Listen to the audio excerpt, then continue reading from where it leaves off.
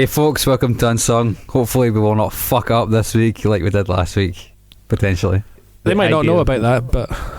They definitely know about that if they've been paying attention. Is we passive aggressive? It was me. It was I that lost the audio. But I blame Zoom. I blame Zoom. The weird video conference call system, but Zoom, the supposedly high-end audio recording manufacturer. That was. I mean, that is really that's knocked the wind out of my sails to such an extent that I am. It's going to take me a bit to get going tonight. I was heavily cheesed off after that last recording collapsed.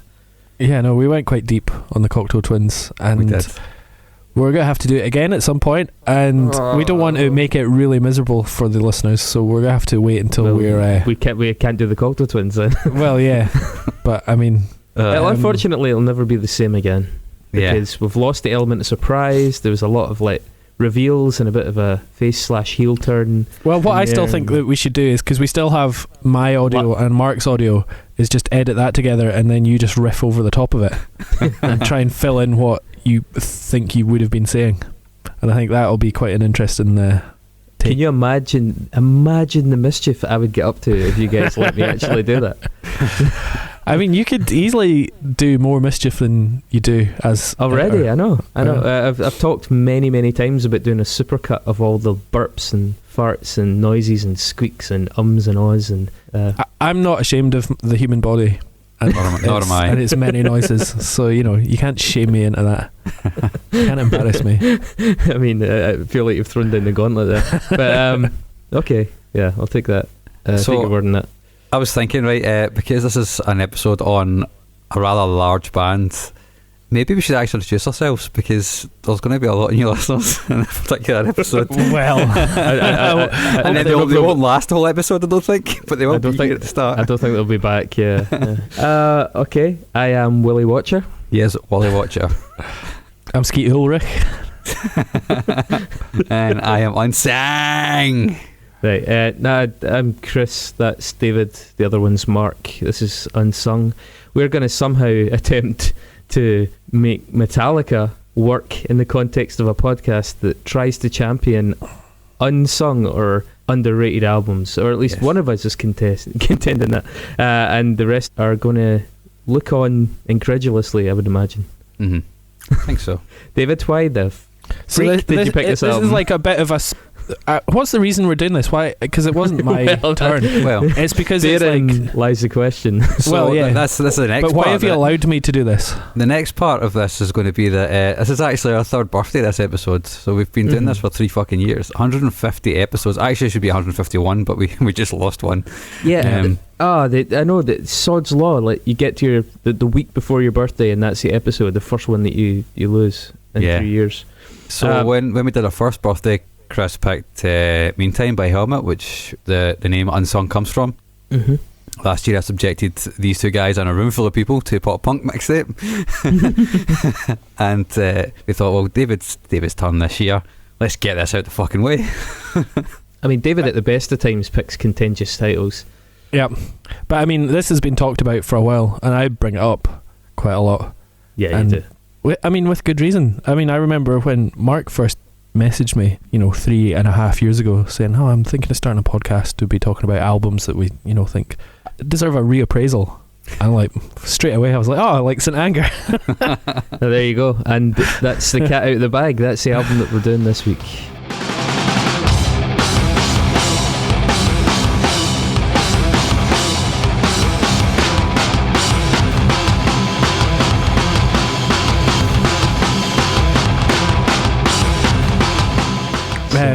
So St. Anger by Metallica.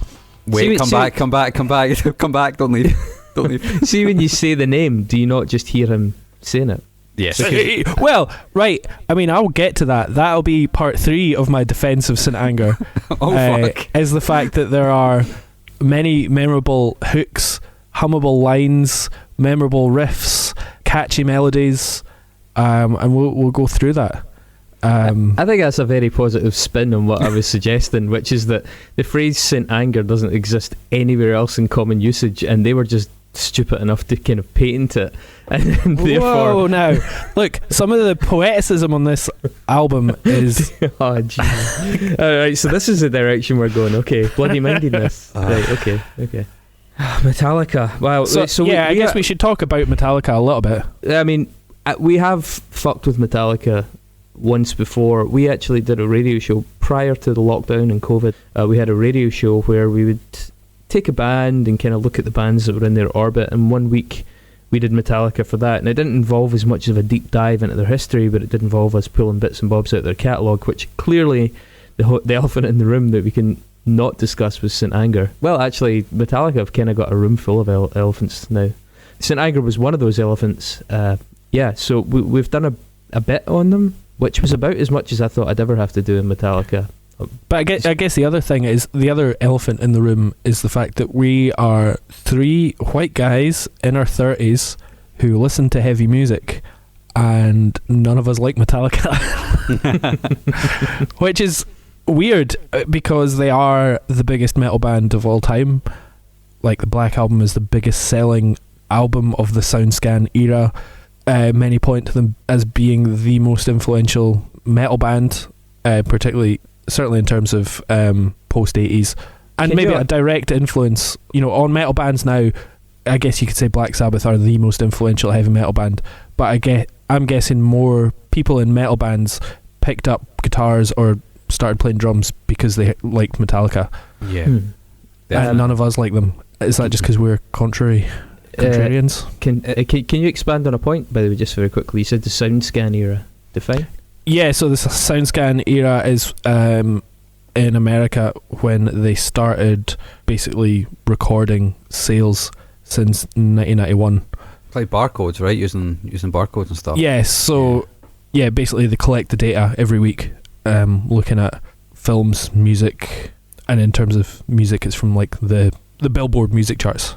In the 70s and 80s and before that, they would just get record shops to say, how many do you think you've sold, or they count how many they sent out and things like that. Whereas since 1991 it's been confirmed sales via barcode. So I can give you a little bit more detail on how that works if you want. Probably something not. Work too.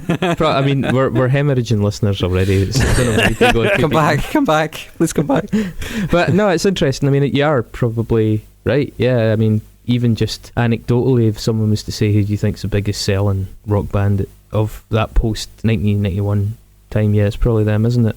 There's probably a few other close ones like Guns N' Roses and Nirvana and U2, I guess. Even after that era, we're probably still selling pretty big, but Metallica. But it's interesting that Metallica, like, their commercial peak was that album in 1991.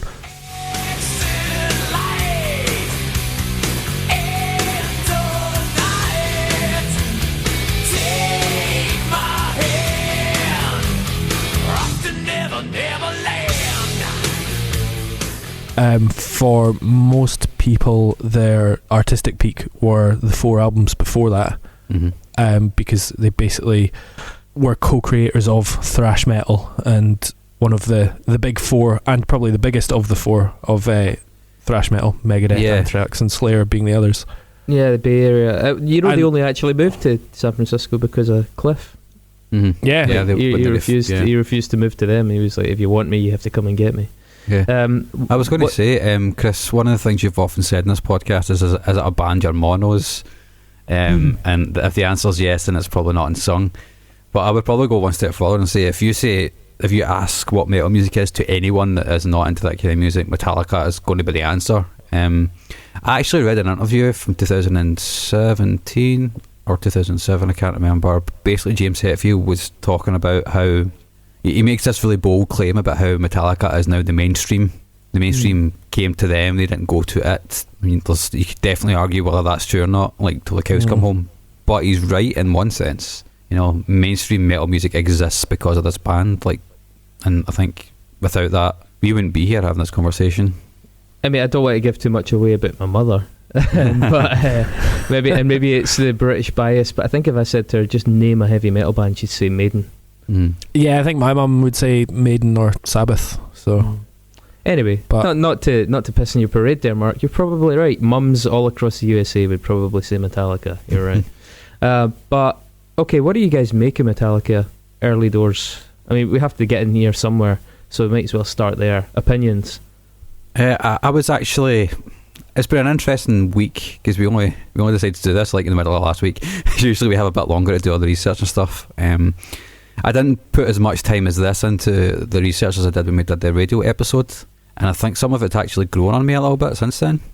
My flatmate's a huge Metallica fan, especially the first 4 albums, or the really 3, like Ride the Lightning, Master Puppets, and Justice for All.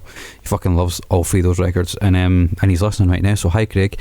But it actually struck me, having done a few metal records in this podcast and expanded my metal listening over the course of the past couple of years because of this podcast, and just finding stuff that comes off the site, for the bands that we do. So many bands still play the same fucking riffs and time signatures and styles, like no matter what kind of metal it is, and it all comes from those first 4 albums, and I think that's pretty stunning. And I actually, over the past couple of weeks, I've got a slightly new appreciation for them, I think, which is, I never thought I'd say because I'm not a huge Metallica fan at all, but I would assume we probably think that because we are total sort of charlatans that aren't really invested in the band or in that scene. Certainly when we did the radio show, I was under the impression that Metallica themselves had lifted quite a bit, or they were the kind of product of an environment and a musical movement. They weren't solely the pioneers of it, and that they were touring and they were huge fans of bands like Diamond Head and stuff like that, and there was a lot taken from it. So I get your point. Yeah, a lot of the riffs and stuff are recycled, and they're no doubt the people that platformed a lot of those ideas in the biggest way. But I think a lot of those ideas were already there.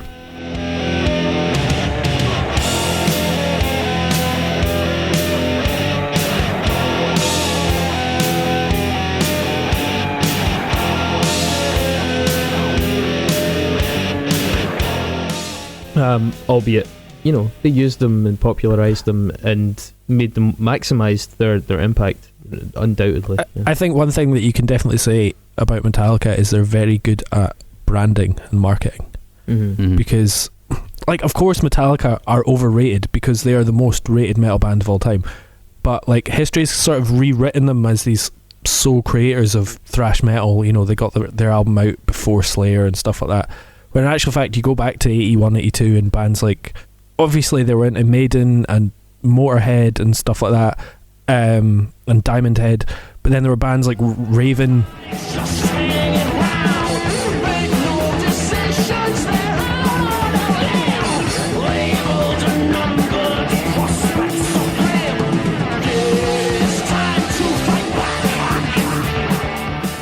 Accept, and then they were touring with contemporaries at the same time.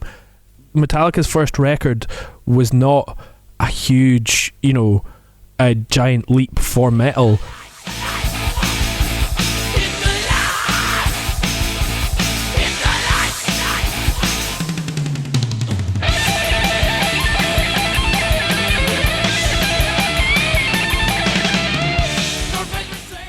But what it did do was it put it into a very nice package. Like, they've got the logo, the production was, a little bit tighter. They've got the song titles, they've got the album title, all these things that appeal to 18-year-old skateboarders and, headbangers and stuff like that. They've got the image on top of collecting all of the best bits of the genre. And the thing that I noticed on those first 4 records, what they do have musically is chug. Yes. Like, if they've added anything, and if one person has solely in Metallica has moved anything forward, then it's James Hetfield's rhythm guitar. I think he is the one that stands out. And the technicality of his riffs as well. Like, obviously there were other bands around, and he owes a lot to Dave Mustaine, I think, as a player. But I think what him and Kirk often do is essentially a really fast Thin Lizzy rip-off with a bit of Maiden chucked in, and the heavier grunty stuff, and I think that really works for them. It's like you said, they tightened up the whole package of what was going on with the new wave of British heavy metal, thrash that was happening at the time, hardcore punk, which they obviously all loved as well, and just chucked it together. I have to say, again, I want to emphasise, these are opinions from the outskirts of Metallica, but I feel like one of the things they did that gave them a bit of success was that they muddied and dirtied that up a wee bit. They were a little bit unrefined. I mean, Maiden always were quite, very gifted, like technically, and I mean, Metallica are not equally blessed, shall we say, and I think they also had a kind of slightly uncouth, raffish approach to it that worked. It was a wee bit grimier, it was a wee bit more analogue than some of the other bands that we're talking about. You know, the thing about Metallica, right, that really stands out to me, and I've obviously been immersed in them for the purposes of this, but it's just always been a kind of abiding impression. Have you ever seen the Looney Tunes cartoons where there's it's like a dog, I think, that's taking care of a baby, all right, and then it loses a baby maybe in a building site, and the baby gets like picked up by a crane, and then it gets dropped on like a girder, and it walks along. I think there's a whole movie of that called Baby's Day Out, I think. Okay, exactly. It's live action from the 90s. Right, so yeah, you're right, there is actually. So the Looney Tunes original version of Baby's Day Out, just because Baby's Day Out, I seem to recall, was horrible. But it's like the baby knew absolutely nothing about what was going on, and it was always like moments from oblivion. But it just seemed to, a girder would swing by, or like something fortuitous, like it would fall and it would land in a mattress that would bounce it onto. Metallica are so fucking dumb. The guys are so fucking dumb. It's the overwhelming impression that, and actually one exception is I think Jason Newsted was reasonably with it, but the other guys are so stupid. I mean, it's one of the reasons that Some Kind of Monster was such a big hit. And I'm not saying that they're actually particularly unlikable, because weirdly, like, one of the things about that film was that I actually ended up liking them a lot more than I did prior to that film. Especially Lars Ulrich, who I actually don't think comes out of that film looking too bad. But the point is, I don't think these guys are the architects of any masterstrokes. I think they were in the right place at the right time. They were a bunch of young metalers, definitely not the most gifted metalers even on that scene, although Cliff was obviously had amazing chops, and that's why the three were willing to go to him, move the mountain to Muhammad, to get his sort of ability into the band and get them that initial head start. But they've always struck me as that baby bumbling around the building site, just sort of getting lucky. I mean, even in this album, this album it's a kind of a joke. I'm not saying that completely makes all this conversation moot, but it's kind of a joke. It's stupid as fuck. I mean, everything about it is stupid as fuck. Doesn't mean it's not enjoyable, because most of the new metal is stupid as fuck, and we've talked about that at length. But they just somehow managed to make it work. Even their idiotic album turned into something that people still bought en masse. And even their S&M project, or Lulu, or fucking all these other travesties, this bumbling baby of a band managed to just bounce off a fucking mattress into like 20 million sales on these jokes of fucking projects. And I think it must be, I mean, see when you see Dave Mustaine interviewed in Some Kind of Monster, he is the Frank Grimes character that's obviously spent his whole life just railing against, like, how can you take them seriously? They're fucking morons. And he's right. But you see, hang on, you see how much that has eaten him up in that film. Like, he is just so broken. Like, didn't you realise what you did to me watching you succeed, where no matter how well I did, no matter how whatever I tried, I mean, that guy's entire career was motivated by trying not to be left behind by this band that horsed them out in the fucking early hours of the morning. And I think that's fascinating, because they are incredibly fortuitous and incredibly stupid. And I think when I listen to St. Anger, I'm going to just put this out there, I don't get that takeaway thing of people being like, oh my god, this album is so stupid, the lyrics are so stupid, the songs are so stupid, because Metallica have always been so fucking stupid. Like, I think One has to be one of the worst bits of music ever fucking written, yet everybody takes it seriously. And I don't hear that is any worse. Or sorry, I don't hear that St. Anger is any worse than One. It's consistent, it's a through line. Okay, it does have stupid snare sounds and stuff, but that's kind of got to be a theme for me. I just don't get the absurd departure here. It's just like, this is a terrible fucking band. I hate this fucking band. I get that they're significant in people's lives for a lot of what they consolidated that was happening, but I mean, as a band in and of itself, they're really fucking lucky idiots. Well, I mean, I don't necessarily disagree with that, but thrash metal was never meant to be some sort of cerebral pastime. Absolutely. You know, it is what it is. It's headbanging and drinking beer and turning your brain off and sticking the cassette in the car for a road trip. You know, this isn't music to be studied. And that's incredibly difficult to play though at that speed for that long.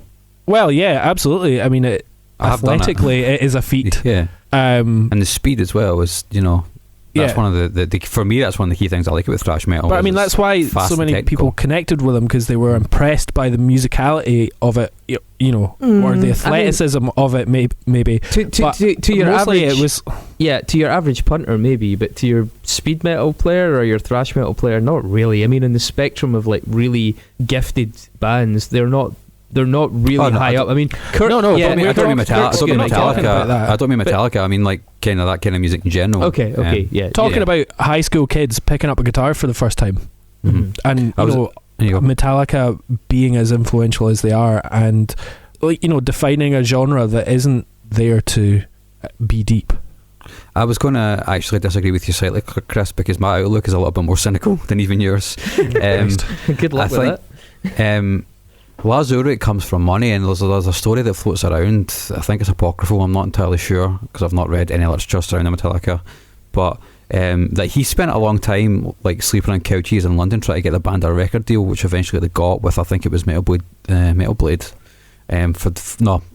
Music for Nations it was, in Europe, which is eventually what led them to get signed to a major label, Elektra, in America, because Megaforce just couldn't keep up with them. You know, that guy's a singularly driven kind of person, right? I don't think it was luck. I think because the trajectory of Metallica is insane. Like, they started in 1981 and their first album was out 2 years later. They must have only played, they couldn't have toured a lot. They would not have played a whole bunch of shows. They did a demo, then got signed to Megaforce Records, and then did an album. I think that... Yeah, but I think it's a bit more calculated than that. Fill in that gap a wee bit. Like, so he had advertised wanting to start a band. So Lars was like the origins guy. James had answered. By the way, apparently James was so fucking cripplingly shy back then that I think this informs some of his later behaviour. But Lars had then gone and spent time in the UK with Diamond Head, and the guys for Diamond Head quite liked him, and they were like, come over here, hang out, got a bit of experience, went back to the States, teamed up with James, who was he in a fucking band called Leather Charm, yeah. Amazing.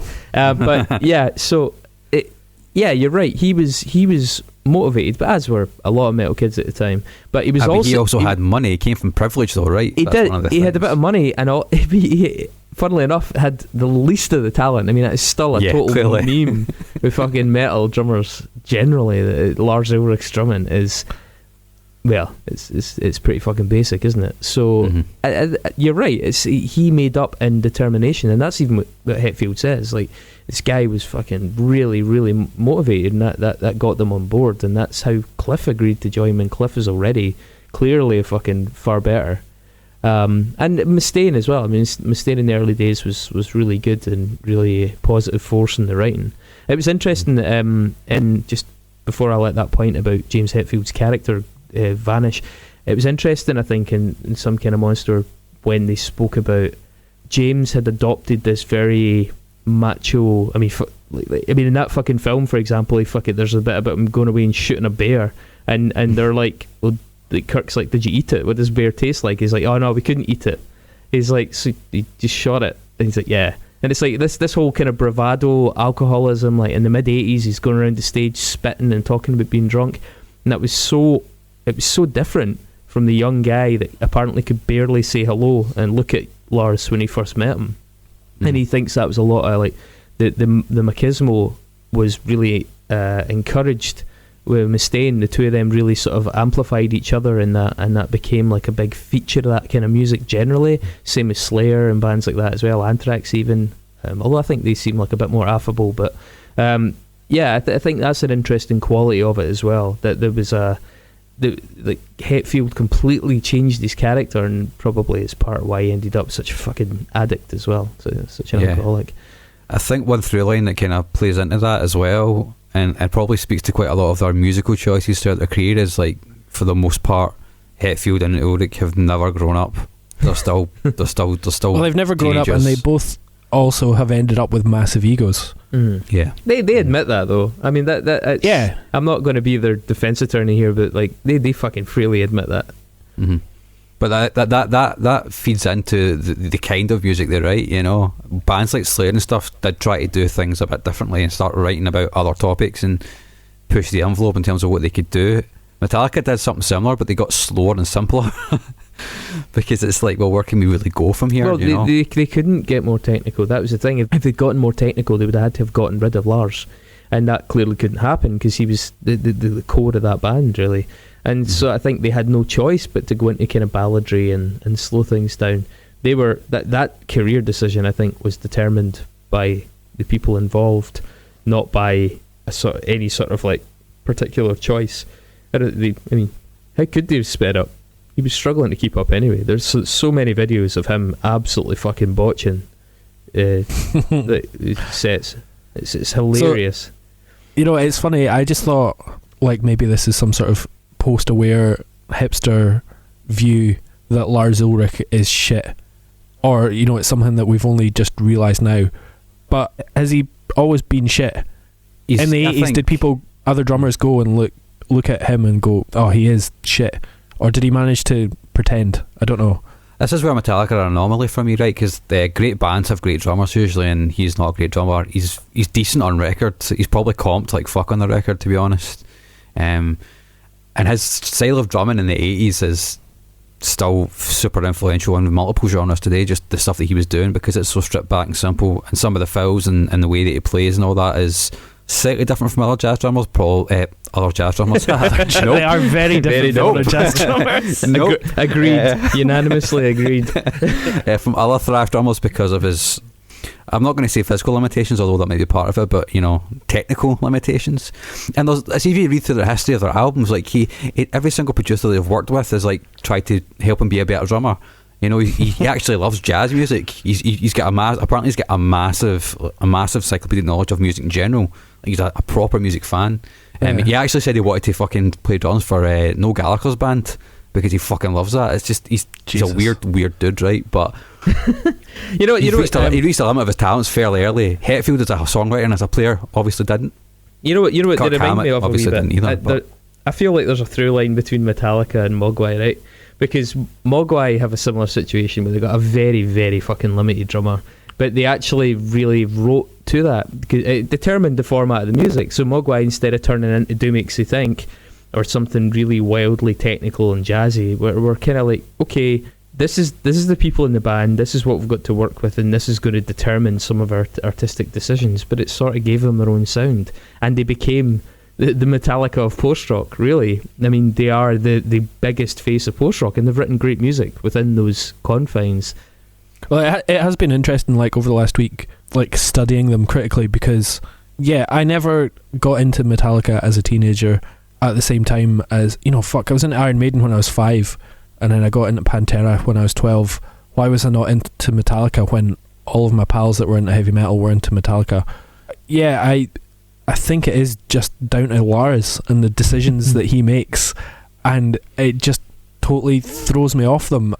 I just don't connect with their energy, basically, or there's just something that I just cannot get, and I never come out of listening to Metallica and want to go back and to listening to more.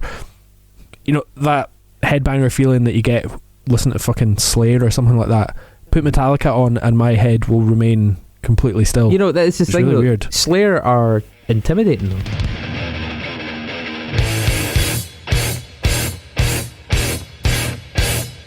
Infiltration, push, resist, encircle the front line.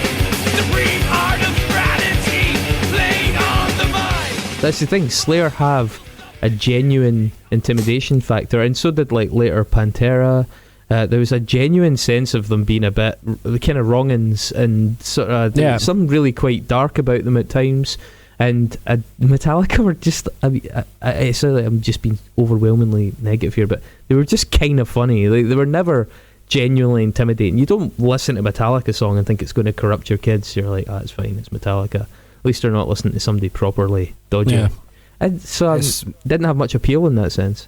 It's mental to me that they didn't lean into that kind of goofiness that they obviously have as people, because it worked really well for bands like Iron Maiden and Judas Priest and all that. But what worked even better for them was the naivety of it. Like, that's the thing. Metallica took themselves very seriously, and as a result, they made this pompous fucking American kind of bluesed up metal rock that just went fucking huge. I mean, when you listen to the later stuff, and like only a band that hadn't quite grasped its own absurdity could actually make that music. Because if, like Iron Maiden, you'd grasped the kind of pantomime nature of your performance, you would lean into that. But Metallica never got that, so they continued to make this kind of bloated macho rock even when they slowed. There wasn't ever any irony involved. Exactly, and it's part of why they're so fucking huge, because America just doesn't get that. And it just Yeah, I mean, I to me, Metallica are like the American band of the last 30 years. And in the 80s, they were sort of quite dominant, powerful. You know, you look at American movies at the same time, and they were all stupid with Arnold Schwarzenegger. Shit blowing up. I mean, just like a Metallica Yeah, exactly. concert. And it was just like that. Then the 90s, I guess we'll talk about them as people. The 90s, they slowed down, got a bit longer, became a bit more True Lies, whereas before didn't that, have anything. they'd been more commando. Yeah, I get it. Exactly. Yeah. Do you want to go through the albums? Is that Let's something go through the you want to albums. do? It's a good skeleton to build off, and then we can skate through the albums, please. So it starts with Kill 'Em All, right?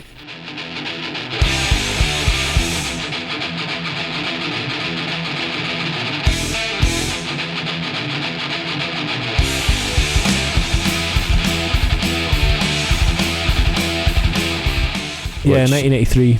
to me, it still sounds a bit like a new wave of British heavy metal records. It's fast, but it's still got a lot of that kind of.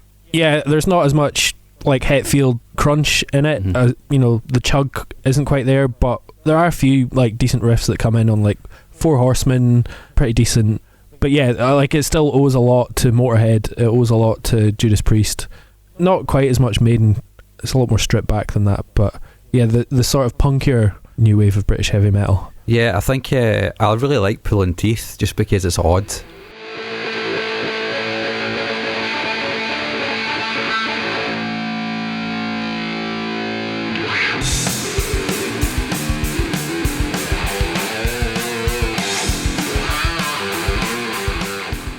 It shouldn't be on the record because it's basically all bass, right? Yeah, it's just a bass solo, basically, yeah. And it is the most interesting thing on it, by far, for me. Whiplash sounds a bit like Motorhead. A lot of it sounds a bit like Motorhead, to be honest. Yeah, it does. Yeah.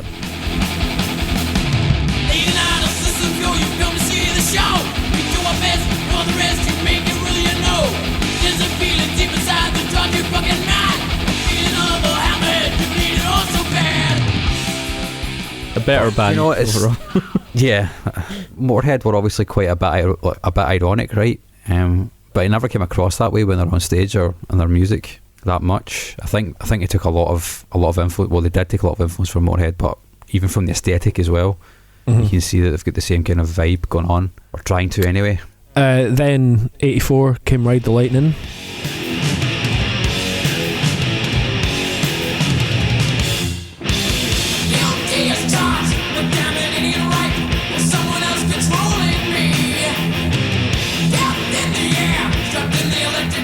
Which is a year later. I think it's a good album, man. This is like their first foray into credibility, right? Because the first one I know is like quite niche and it's quite of the genre, but this one has like a sort of level of, this kind of put them in the sort of big leagues of what was going on. Yeah, I mean the production was ramped up.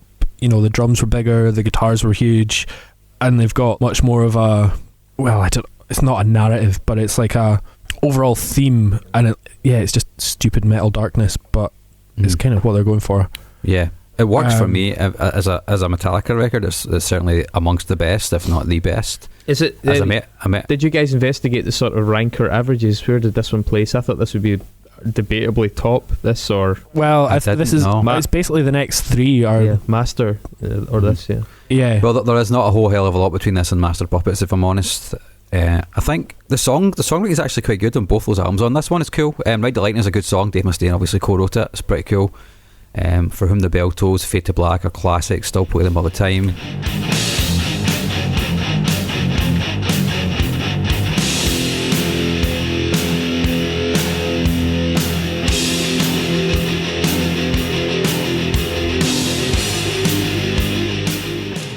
Well, for him, the Bell Tolls is like the first slow Metallica. Mm-hmm. To me, that's kind of what Metallica made their name and like stopped them being a thrash metal band, and they became this pure American metal band that, you know, uncles were into. And not uncles, fucking uncles. Yeah, the uncles got caught.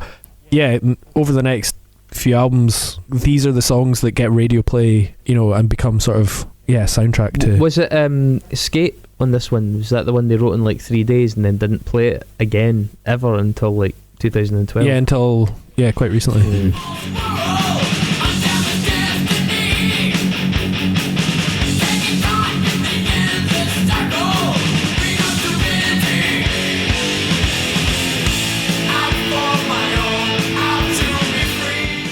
The slow stuff is the slow ballady stuff is when they do start to become proper dads, right? When bands like Slayer go slow, it sounds properly evil. This does not. That's what I mean. Yeah, it's like their use of like neoclassical and baroque scales and stuff like that. It sounds cheesy rather than evil. And on Master of Puppets, which is by many seen as like the landmark thrash metal record, some of that acoustic guitar is fucking dire, man. Jesus. It came out in the same year as Vein and Blood, that.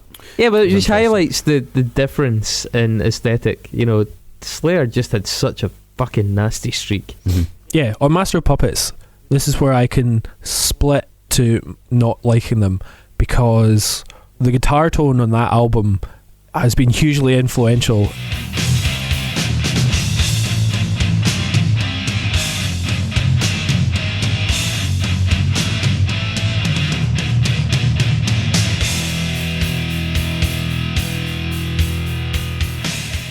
Everything from fucking Fear Factory to Meshuggah to basically, you know, any tuned down metal band have taken that guitar tone of James Hetfield's rhythm guitar and improved on it. Mm-hmm. And I listen to so much music that has that chug. Yeah. But when I go to Master of Puppets, there's just something about it. It's too big, it's too condensed, it's too scoopy. Yeah, and it's too false. I don't know. You know, I feel really similar because Sepultura was the first really heavy band I got into.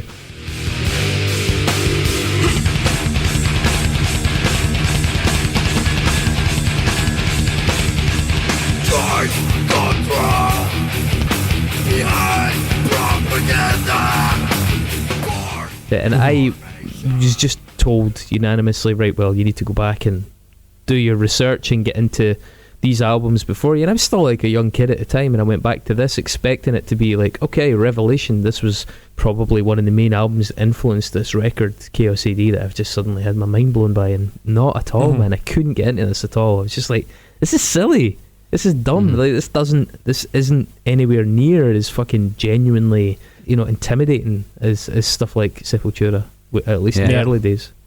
It does have good tracks on it, I think, though. I love Battery. I think it's a really good song.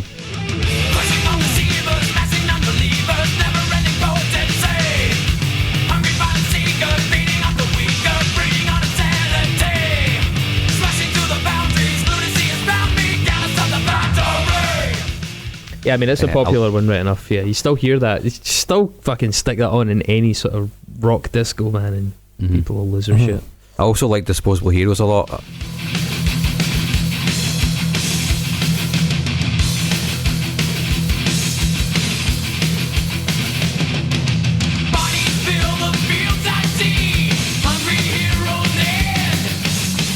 But it's definitely at least 3 minutes too long. Most Metallica songs are at least 2 or 3 minutes too long. Most Metallica songs, and I mean, we're going to discuss St. Anger, the album, later. So talking about songs that are too long, yeah, that is a theme that we will cover again. And Justice, I mean,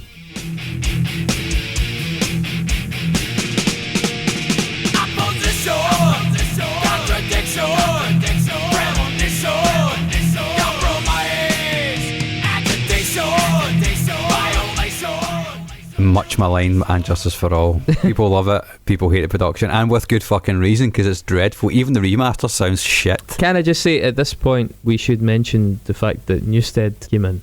Yeah, so Cliff died in a tragic busing accident. One of the details that I'd never heard about that was that he and Kirk had drawn cards for the bunk that Cliff ended up winning, and Cliff won that bunk supposedly, unless this has been exaggerated, by drawing the ace of spades. Oh, I've never heard that detail. Yeah, that was I was listening to a bio thing, and it's so Cliff drew the ace of spades and won the bunk, and that's the bunk that got him killed. There was also another really touching detail in that. It was Jason was getting interviewed, and he said that when he turned up, he'd learned the set for that tour, and and Lars was like, "This is great," really keen on it. But Cliff Burton's mum and dad were there at the audition, and Jason said they were so emotional and so eager to be there, to be part of passing the torch from what Cliff had been doing. Like he said, he remembers, I think the mum's name was Jan or June, and he said that she was like hugging him. She was like, "Son, you're the one they want. You're the one they want," and just like super nice. And he said that even after that, there were a few of the shows that Cliff's mum and dad came to, and they would always make a point of finding Jason and just asking him how he was getting on, and saying that they were really proud of him. And it was actually really fucking touching. And the more you see Jason Newsted getting interviewed and stuff, I kind of like him. He comes across pretty well. Best singer, Metallica. Probably the best drummer as well. Yeah. So this album, I know a lot of people that love this record, that really love this record, including this is like the Affirmation hipster Flatmate. metaler's choice of Metallica record. I think Blackened is a screamer.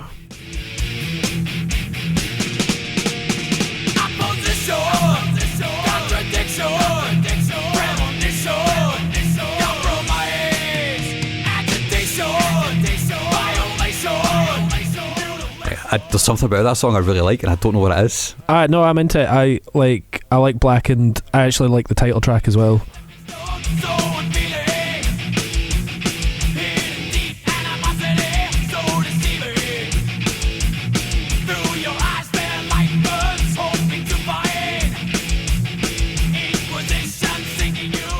Yeah, that's cool. It is more complex.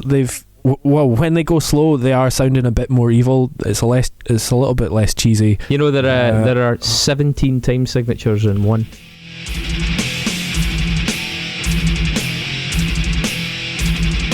Darkness imprisoning me. All that I see, absolute horror. I cannot live, I cannot die. Trapped in myself, body my only thing. and none of them are good. The mix in this album was diabolical. Jason, famously terrible. Yeah, Jason said that actually at one of the shows during the tour, like it's just, I don't know how the kid did it, but he said that someone approached him and gave him a copy of it with the bass remixed into it. I don't know how that was possible. You can hear it on YouTube. You can hear that on YouTube. Yeah, there's one on YouTube. Yeah, but this is way back, and he said this was like literally handed to him backstage by a fan, and he remembers at the time being like, this kid was like, here's how it should sound, and Jason was like, no, it sounds the way it should sound. It sounds like an album that was meant to change heavy metal. He was, even though there's no bass in it, he's like, just leave it as it is. Yeah. It's interesting for me, like, listening to this album because of that mix. It feels as though they're just ragging on Jason there, and I don't know why he would want to say that that's good, because he's probably was the most talented player aside from Kirk in the band thing. Speaking of Kirk, he really comes into his own on this record. This is when he becomes a legendary guitarist, I think. Yes, so Metallica obviously decided later on to do an album with no solos. Yes, of course, because Hetfield and Ulrich are obviously going to have their egos massaged. Yeah, totally. So I think the Frayed Ends of Sanity is pretty good. We actually played that on the radio as well.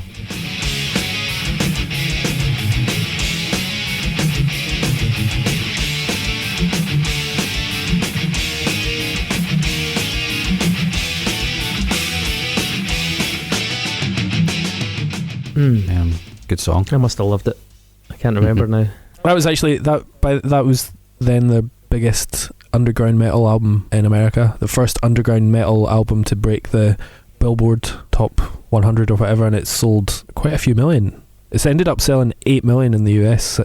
So considering it was kind of it's often looked down upon and seen as the poor brother of that sort of thrash metal trio. Considering it sounds like shit, let's call a spade a spade. Well, yeah, exactly. Then after that, 1991, Metallica, the Black Album. Black Album, yeah. While you repay, you know it's in control. Set control.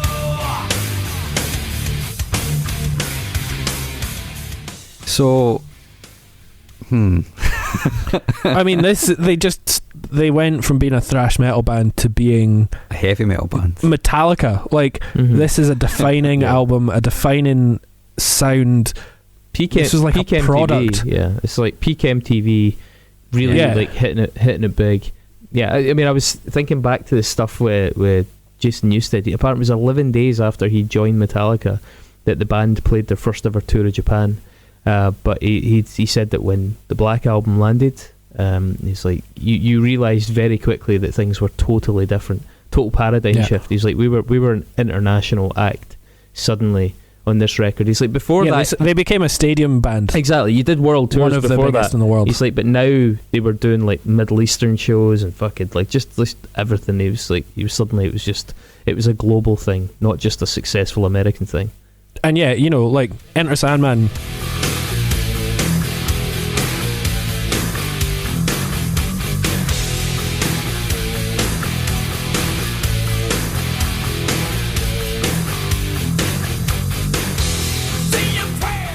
It's up there with Stairway to Heaven in terms of like riffs played in guitar shops, isn't it? Yeah, exactly. And it's like, I'd hazard a guess it's maybe the most played metal song. Although, well, there's probably some fucking shit like Bring Me the Horizon that have got more Spotify plays. But you know, in terms of iconic metal songs that your mum knows, it's up there.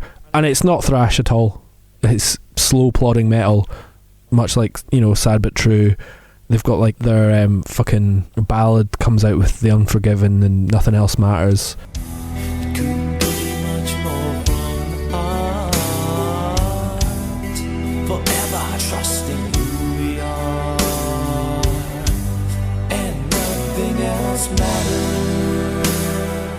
Yeah, they do have some sort of thrashy tunes on there, but I mean the production is so bloated and it's, you know, so big in 90s. You know, very much so. You know, one thing that Enter Sandman did, it actually finally encapsulated this sort of meme of the crooning, grungy, heavy metal vocal. I mean, even though that's very much associated with your like Pearl Jams and stuff like that, like James Hetfield owns that. And you know, when Trey Parker and Matt Stone, for example, released like a spoof metal tune on South Park, that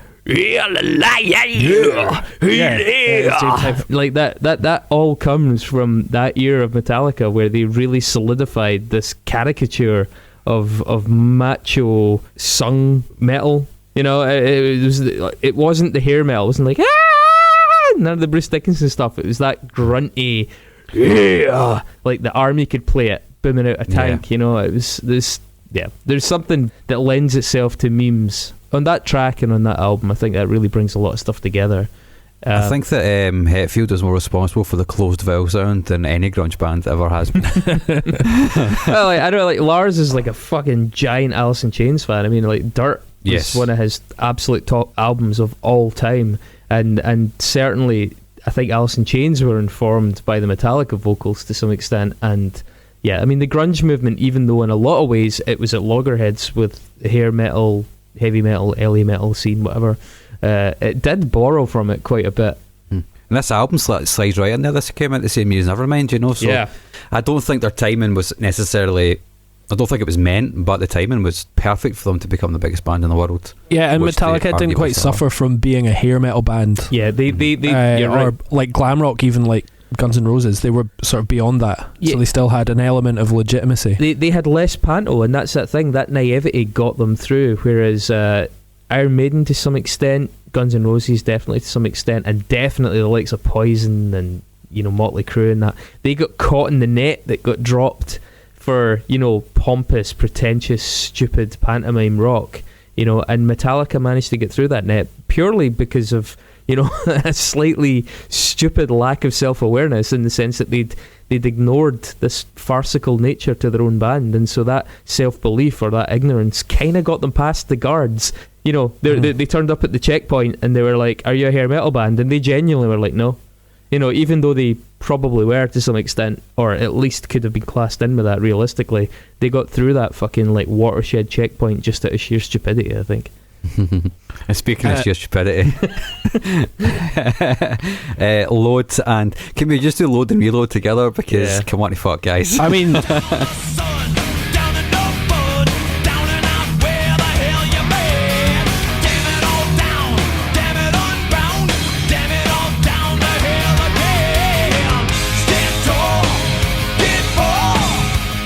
It's interesting how shit these albums are. It is, isn't Like, it? It's really bad.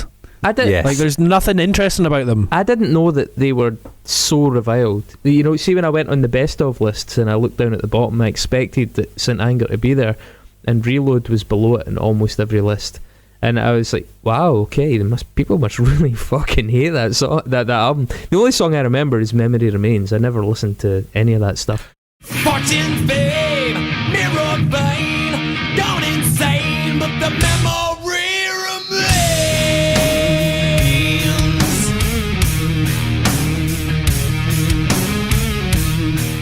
What was the one that was in the back of like a limo? Is that Mama?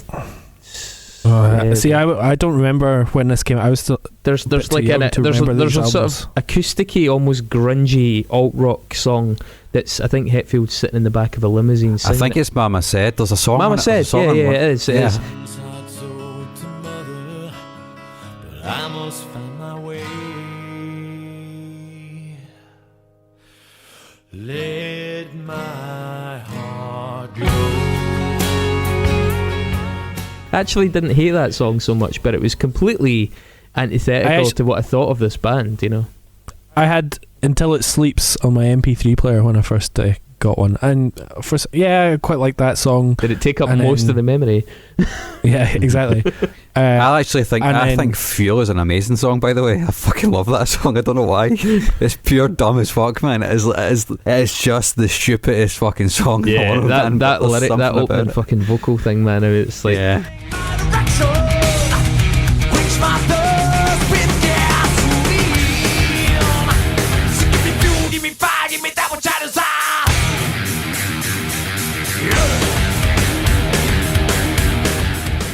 it's one of those. I mean, St Anger is very much an ironic van song for a lot of touring bands, and mine included. I've heard St Anger tracks most often in the context of my bandmates being a little bit stoned and being like, putting it on and be like, oh, that's fucking great. But you're right, Yeah. Fuel is another one that gets that kind of airplay. It's just stodgy blues rock for quite a lot of these two records. And, yeah.